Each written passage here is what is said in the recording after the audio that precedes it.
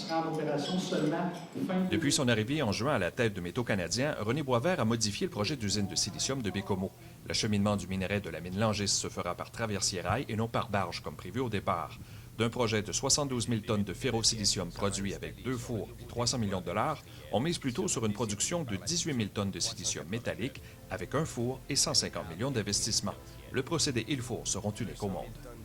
Fabriquer du silicium est beaucoup plus difficile, mais comme je disais tantôt, ne s'adresse pas aux mêmes clients, à des clients qui sont beaucoup plus fidèles et qui ont absolument besoin de silicium.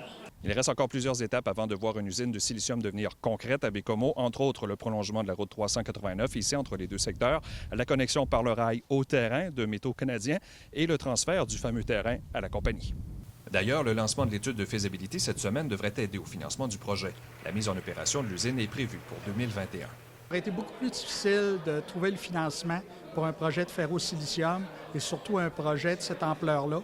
Je pense que ça va être plus facile de trouver le financement avec un projet de silicium. René Boisvert apporte un bagage d'expérience qui rassure les intervenants du milieu. Je pense qu'il y a une expertise dans l'entreprise, et particulièrement pour M. Boisvert, il y a une expertise, une connaissance du milieu qui, quant à nous, là, devrait être un élément de succès pour ce projet-là. Il est issu du milieu du silicium, vaste expérience dans les opérations concrètes. Il a vendu du silicium également à la plupart des clients mondiaux. Donc là, on a vraiment la perspective de quelqu'un qui connaît le secteur. Une étude d'impact pour une deuxième phase de l'usine de Baie-Comeau prévoit être lancée en 2020.